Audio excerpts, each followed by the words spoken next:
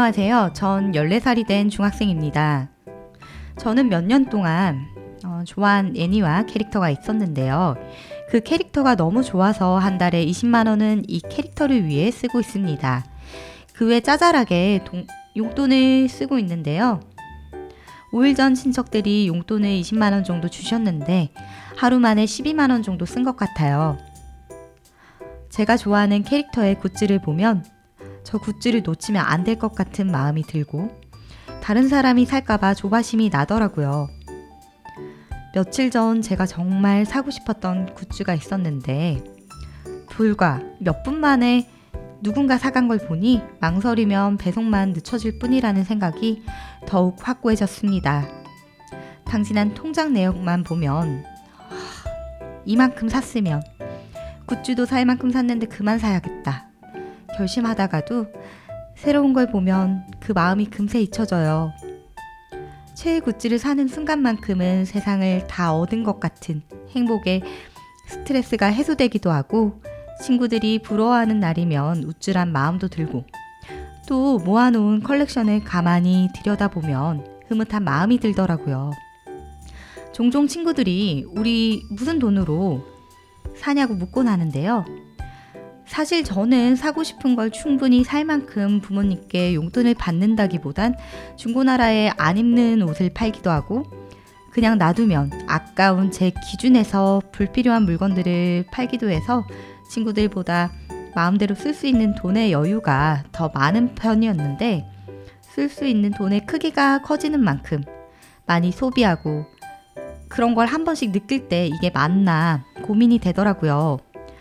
저번 달엔 40만 원 가까이 썼고 저번 달은 42만 원 쓴 내역을 보니 죄책감이 들었어요.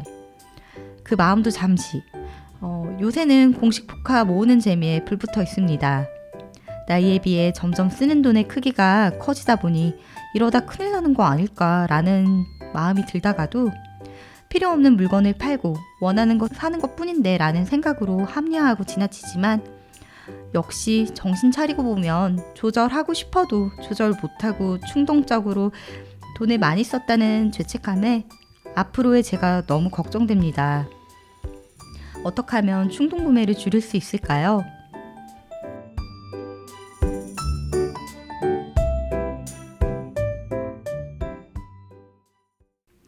네, 사연 속 고민 잘 들었습니다. 그럼 오늘도 강사님과 함께 이야기를 나눠보는 시간을 가지겠습니다. 강사님.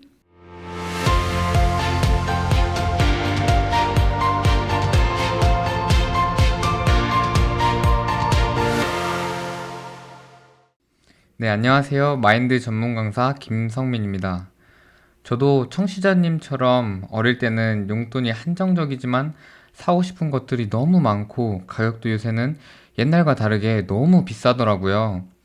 제가 한 번은 뉴진스 2024년 달력을 검색해봤는데 이미 솔드아웃에다가 가격도 45,000원이나 하더라고요.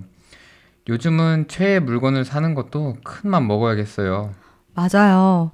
어릴 때 저도 유의한 카드가 유행이었는데요. 초등학교 4학년 때 친구 생일 선물로 산다고 5,000원을 받아서 5,000원을 다 유의한 카드를 사는데 써버리고 집에 와서 먼지나게 혼났던 기억이 있습니다. 네. 다들 그런 적이 있으시군요. 사연 속 청취자님도 용돈을 자신의 최애와 관련된 굿즈를 사는데 흥미를 가지고 있지만 반대로 너무 과소비가 아닌가라는 생각을 가지면서 두 가지 생각에서 어려워하고 있는데요. 요즘은 SNS가 워낙 활발해서 유행이 한 달마다 바뀐다고 해도 과언이 아니거든요. 또 어떤 연예인이 어떤 물건을 샀더라, 인플루언서가 공구를 진행한다더라 라는 이야기가 나오면 가지고 싶은 욕구가 생기게 됩니다. SNS에 보면 어머 저건 사야 해 라는 짤이 유행할 정도로 사람들의 지갑을 열게 합니다. 네. 저도 가볍게 SNS를 봤다가 광고를 보면서 이거 편하게 사용할 수 있겠다. 가격도 그렇게 안 비싼데? 라는 생각을 할 때가 종종 있습니다. 네. 예전 한 방송 프로에서 90% 세일은 내가 저 물건을 살 확률이 90%라고 할 정도로 사람들의 소비를 부추기는 것들이 참 많습니다. 오늘은 1차적 사고와 2차적 사고에 대해서 이야기를 해보려고 합니다. 우리에게 올라오는 1차적 사고는 우리를 불행한 길로 끌고 갈 때가 많습니다.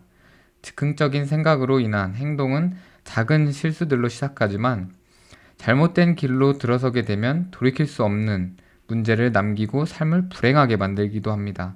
혹시 배우 하정우 씨를 아시나요? 네, 잘 알죠. 먹방 하정우로 유명한 걸로 알고 있습니다.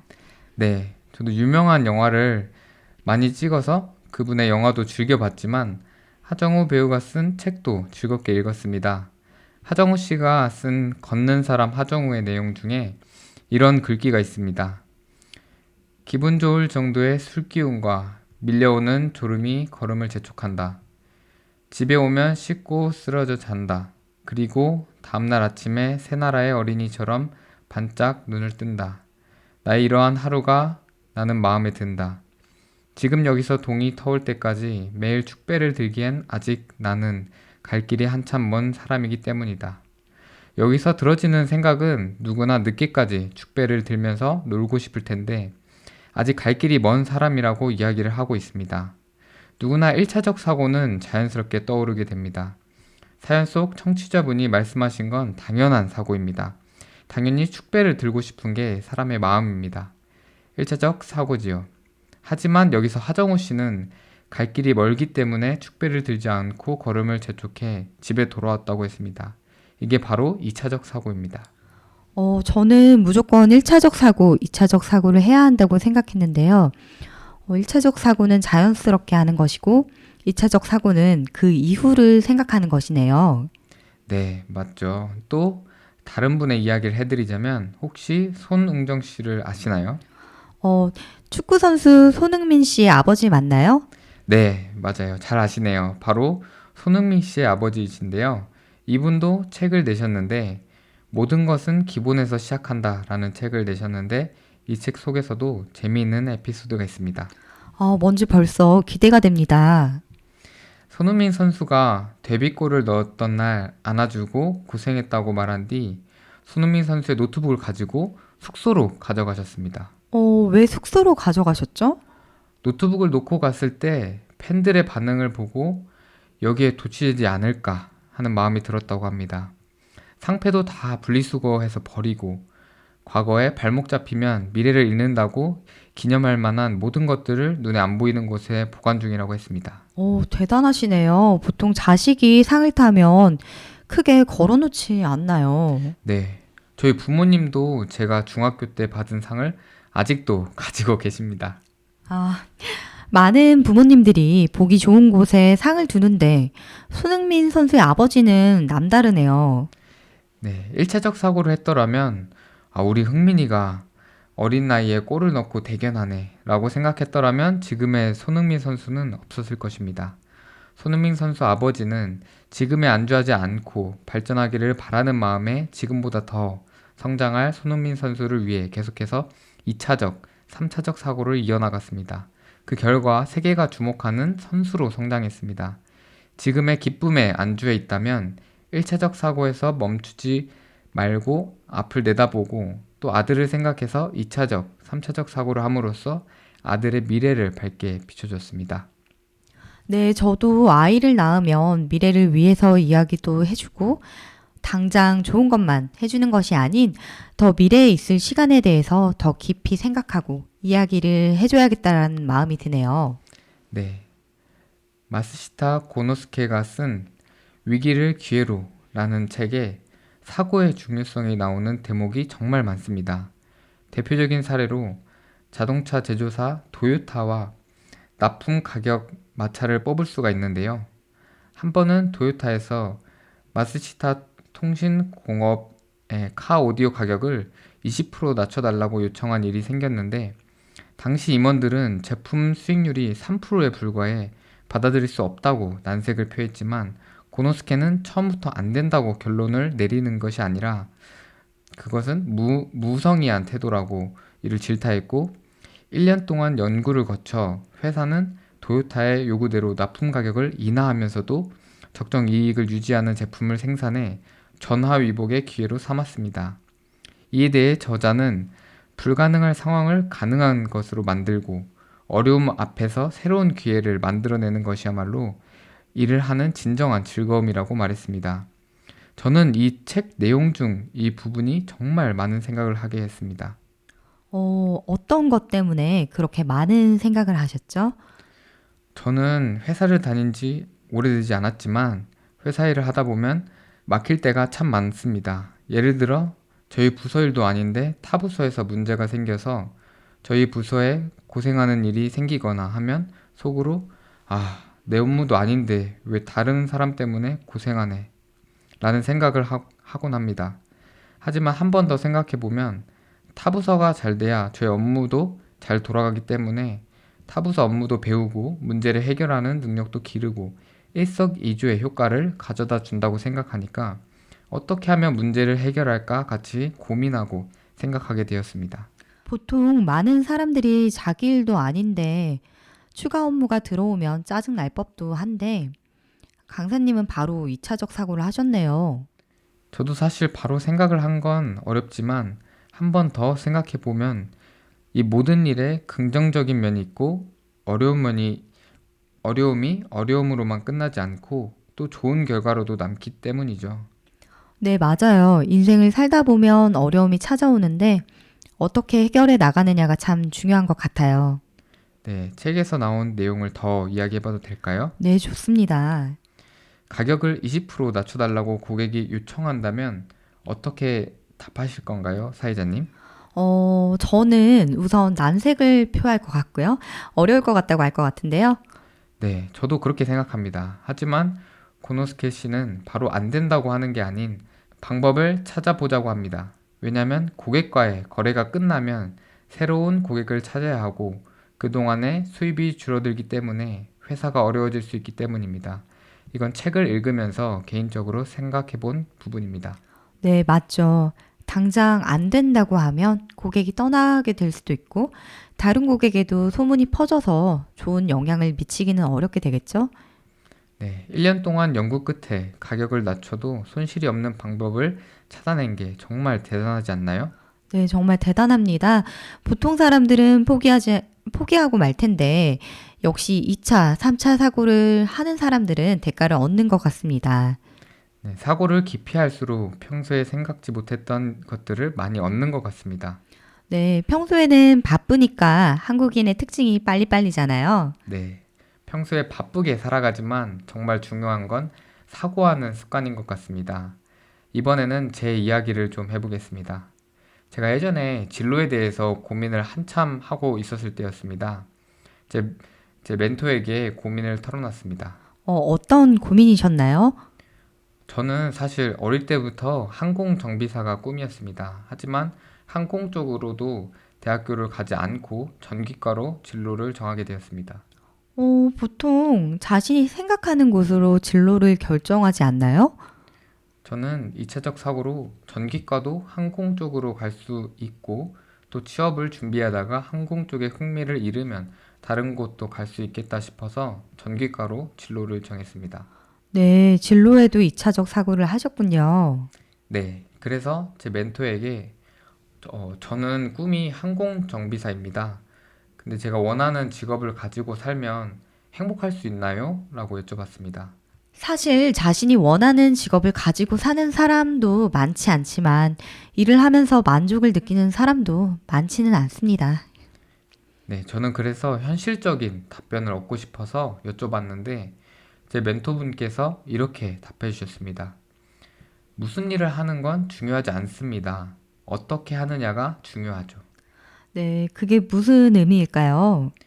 어떤 일이든 할 수 있고 자신의 꿈을 쫓아서 산다고 행복한 건 아니라는 뜻입니다. 바로 자신이 어느 분야에서든지 적응해서 온 마음으로 뛰어들면 할 수 있다는 이야기죠.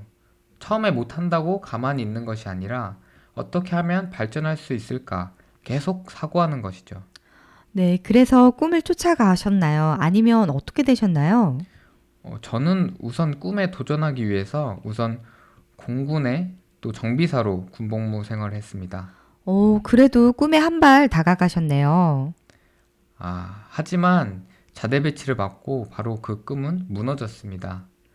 꿈과 현실은 다르다는 말이 정말 실감이 났습니다. 물론 군대라는 특수한 상황도 있었지만 제가 생각했던 것과는 많이 달랐습니다.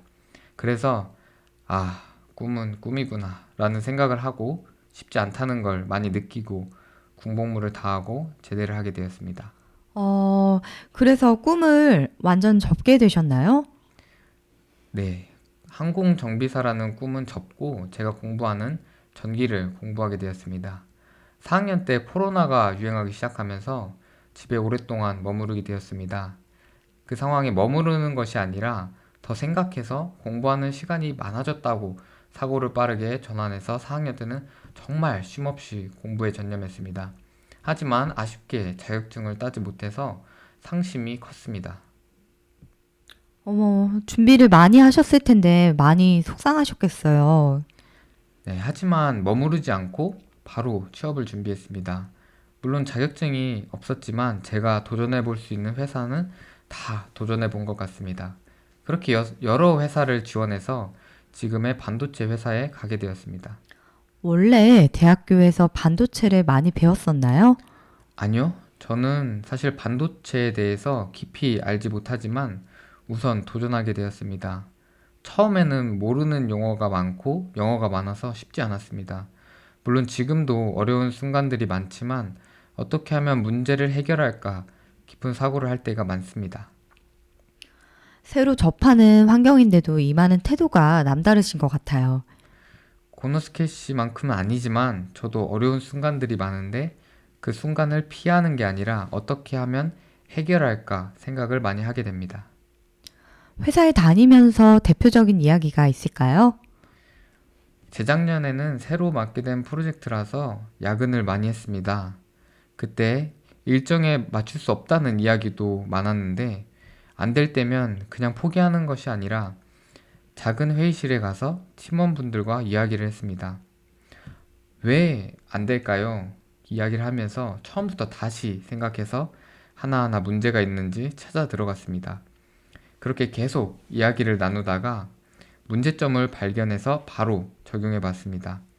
그렇게 문제를 해결하고 기분 좋게 퇴근한 적이 있습니다. 얘기를 듣다 보니 현명하시다고 생각한 게 문제가 생겼을 때 그냥 포기하시는 게 아니라 팀원들과 같이 의논을 통해서 문제를 해결하신 부분이 굉장히 현명하시다는 생각이 듭니다. 네, 그렇죠. 일을 하다 보면 안 되는 상황이 매번 발생하잖아요.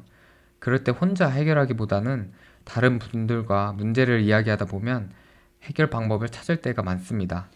네, 저도 문제가 있을 때 꼭 혼자 해결하기보다는 주변 사람들과 이야기를 하면서 돌파구를 찾아야겠다라는 생각이 듭니다.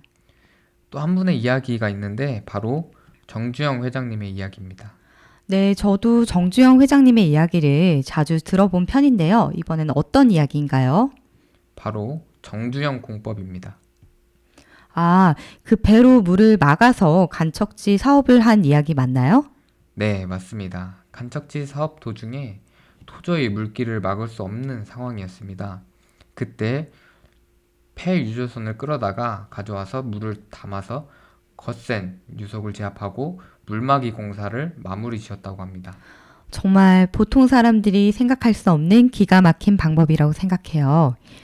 저는 이런 분들을 보면서 이렇게도 사고하면 안 되던 길도 열리구나 하면서 감탄할 때가 한두 번이 아닙니다. 맞아요. 저도 계속해서 사고하면 이런 엄청난 생각을 할 수 있을까요? 네, 그렇죠. 요즘 사람들은 핸드폰을 정말 많이 사용하고 또 발달해서 손에 놓지 않고 생활하잖아요. 네, 저도 그런 편인데요. 요즘 핸드폰 기능이 또 정말 많이 좋아졌죠. 네, 그래서 유튜브를 보다 보면 쉽게 또 쳐다보게 되고 또 어떤 일을 차분하게 골똘히 생각할 기회를 빼앗기고 살게 됩니다. 그러다 보면 조금만 복잡하고 어려운 것은 피하게 되고 금방 이해되고 재미있고 또 자극적인 것에 끌려서 점점 사고하지 않게 되는 것이죠. 요새 쇼츠나 틱톡이 유튜브 영상보다 더 짧게 나왔잖아요. 짧고 자극적인 영상들이 우리의 사고를 방해하는 것 같습니다. 어린 아이들만 봐도 어렸을 때부터 태블릿이나 핸드폰에 쉽게 노출돼서 마치 놀이를 하는 것처럼 일상이 되어버렸잖아요. 저는 그래서 어린애들이 쉽게 자제력을 잃어버리는 게 아닌가라는 생각을 하곤 합니다. 이런 매체들 영상들이 우리의 깊은 사고를 방해하게 하고 또 조금만 사고하면 쉽게 해결될 것들도 포기하게 만들 수 있습니다. 저희 인생은 어떤 문제가 생길지 아무도 모릅니다. 네, 당장 5분의 미래도 알지 못하는 게 저희들의 인생이죠. 그래서 제대로 사고하지 못하면 문제를 어떻게 처리해야 할지 몰라서 당황할 수밖에 없습니다. 그래서 2차적, 3차적 사고를 하는 훈련이 필요합니다.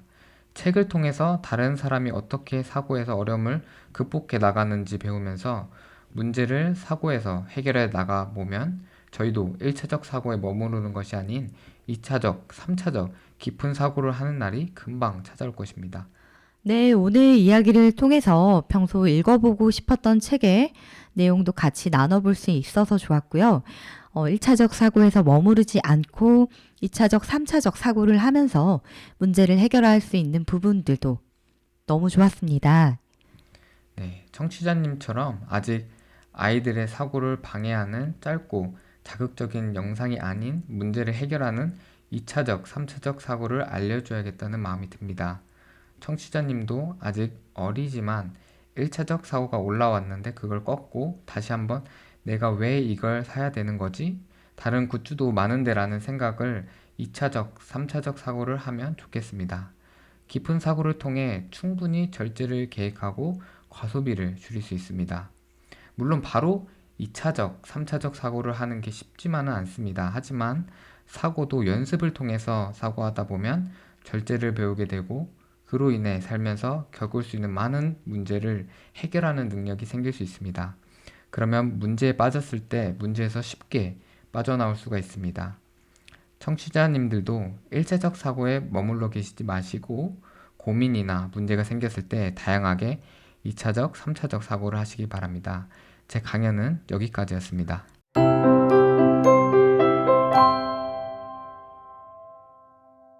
네, 강사님 오늘 강연 감사합니다. 네, 감사합니다.